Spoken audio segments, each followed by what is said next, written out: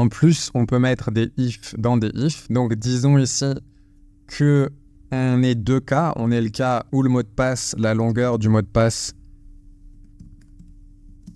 est égale à 0. On va lui afficher « il faut écrire quelque chose ».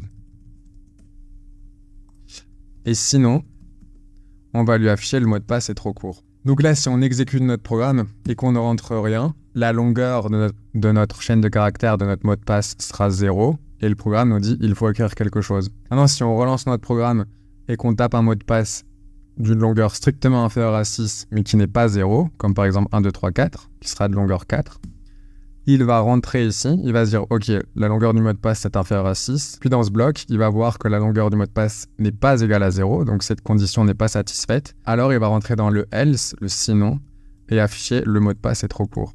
Et c'est ce qu'il a fait ici. Comme la longueur était de 4, il est rentré ici. Il n'est pas rentré là, mais il est bien rentré ici.